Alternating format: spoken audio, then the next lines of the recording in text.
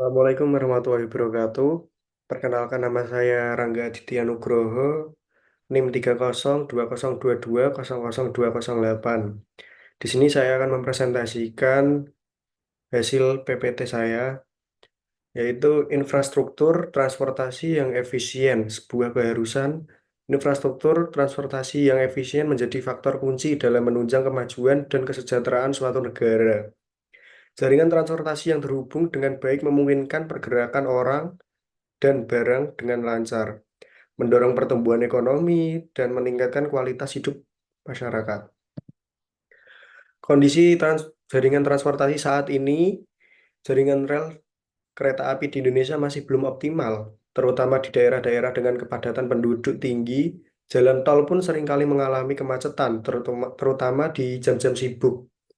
Tantangan jaringan rel kereta api yaitu kurangnya konektivitas antar kota, kapasitas terbatas, dan perawatan yang kurang memadai. Tantangan jaringan tol yaitu kemacetan yang kronis, biaya tol yang mahal, dan infrastruktur yang belum sepenuhnya terintegrasi dengan sistem transportasi lainnya.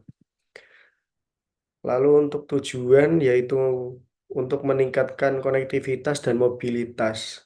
Tujuan utama dari pengembangan infrastruktur transportasi adalah untuk meningkatkan konektivitas dan mobilitas masyarakat. Ini akan mendorong pertumbuhan ekonomi, meningkatkan aksesibilitas ke pendidikan dan kesehatan, serta menciptakan peluang bisnis dan lapangan kerja baru.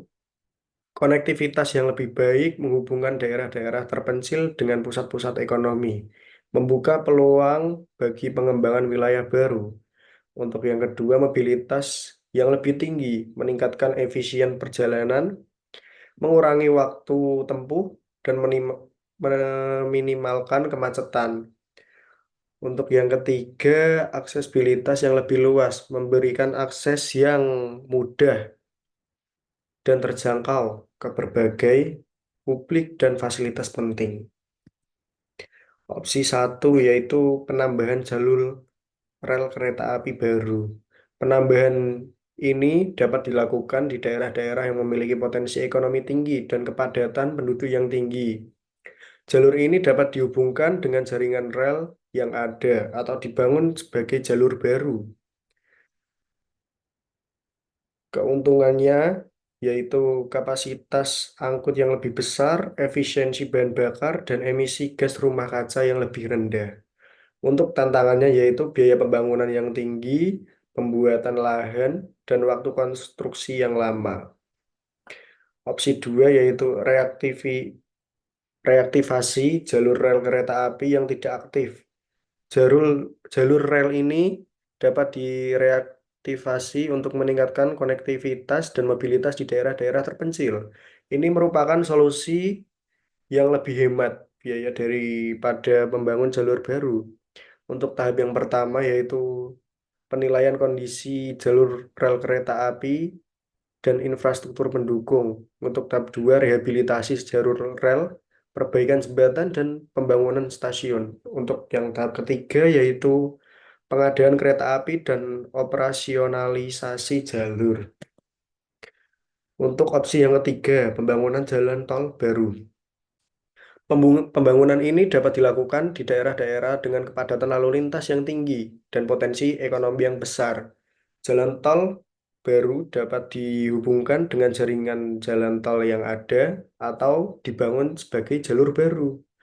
Untuk yang pertama yaitu ada pembangunan, membutuhkan lahan yang luas dan membutuhkan proses perencanaan yang matang. Dan yang kedua itu operasional.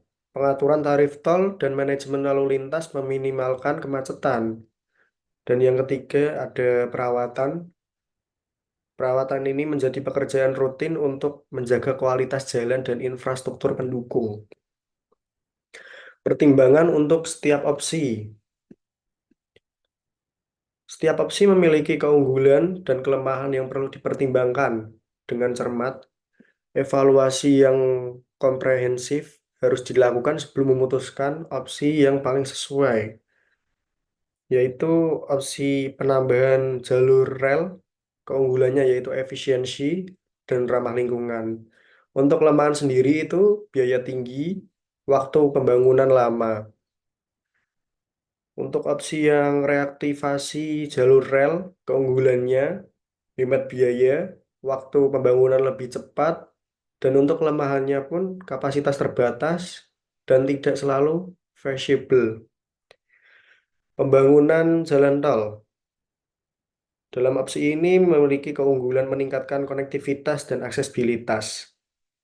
Untuk kelemahannya yaitu dampak lingkungan dan biaya yang mahal. Berikut proses perencanaan pembangunan dan implementasi. Proses pengembangan infrastruktur transportasi harus terencana dengan baik dan melibatkan berbagai pemangku kepentingan. Tahapan perencanaan, pembangunan, dan implementasi harus dilakukan secara profesional dan terintegrasi. Perencanaan ini yaitu studi kelayakan, analisis dampak lingkungan, dan konsultasi publik. Untuk yang pembangunan, pengadaan material, konstruksi, dan pengawasan. Yang ketiga, implementasi, yaitu pengoperasian, perawatan, dan evaluasi. Kesimpulan dan rekomendasi. Pengembangan infrastruktur transportasi sangat penting untuk meningkatkan konektivitas dan mobilitas masyarakat. Opsi ini harus tepat dan mempertimbangkan faktor teknis, ekonomi, dan sosial. Ada satu rekomendasi yaitu memprioritaskan pembangunan infrastruktur transportasi yang berkelanjutan, terintegrasi, dan berorientasi pada masyarakat. Sekian presentasi dari saya, kurang lebihnya mohon maaf. Assalamualaikum warahmatullahi wabarakatuh.